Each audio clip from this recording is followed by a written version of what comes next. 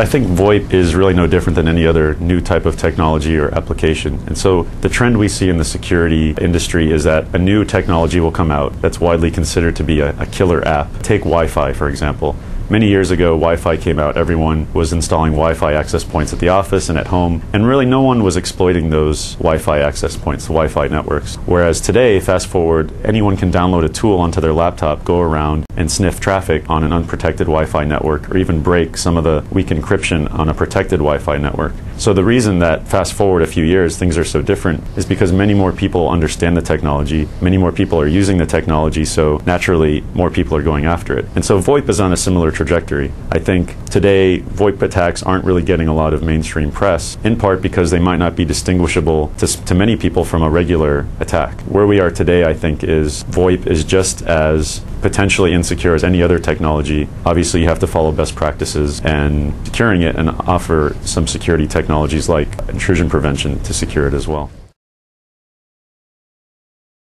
So the number one issue that endangers VoIP deployments today is denial of service. And I don't just mean denial of service from attackers. You can actually perform a denial of service on yourself if you deploy VoIP technology insecurely or incorrectly, in part because VoIP is so finicky when it comes to quality of service requirements. So if you send an email and the traffic on your network is busy and bursting, and that email is delayed for maybe a minute or two, doesn't really matter. If you're on a VoIP conversation and the traffic is bursting and some of those packets are delayed, that conversation is going to be very jittery, it's going to be incomprehensible, and those packets might never have arrived at all if they arrive too late. Because of the way that VoIP works, it requires real-time quality of service so that you have to prioritize that traffic. So denial of service is the number one issue. I'd say the number two issue is the underlying infrastructure being configured incorrectly. So just like VoIP, with any other IT technology like operating systems, hardware, routers, switches, there's default passwords, and many people forget to change the default passwords on their VoIP equipment, much like the same with any other environment. And so hackers don't need to go through an elaborate VoIP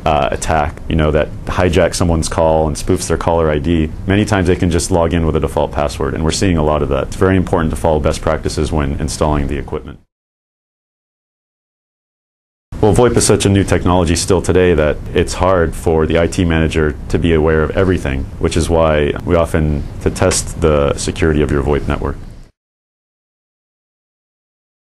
So I think VoIP security issues tend to be indistinguishable sometimes from real security issues. For instance, if there's a worm in your environment and the worm ends up taking down part of your network, it's going to take down your VoIP network as well. That's probably going to be the first thing that is detected, because obviously if you're on the phone and the traffic starts to spike because a worm is going around scanning for new infected hosts, that's the first thing users are going to detect. But unfortunately, that's not what gets reported, because many times people don't understand that it was an actual VoIP attack that led to their outage. Many of the VoIP systems today run on the same operating systems that people use at their desktop. So Cisco equipment, for instance, runs on Linux. And there's plenty of vulnerabilities in Linux. Old Cisco equipment, which is still out there today, Cisco Call Manager, there's a lot of older Cisco Call Manager version 4.x that actually runs on Windows systems. And many of the early worms like Blaster and Nimda actually affected those systems. Many times you had to actually cleanse your VoIP equipment because it had a worm on it.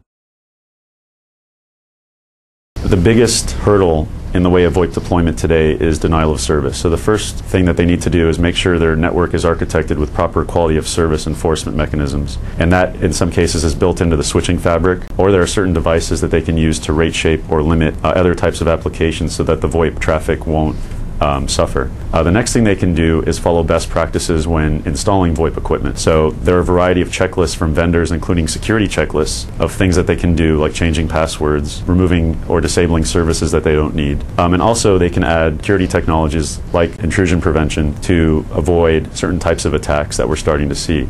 Things like flooding attacks, not network flooding to fill up the bandwidth, but application level attacks like register floods, SIP invite floods. These are the sorts of things that TippingPoint is looking at and also researching as well.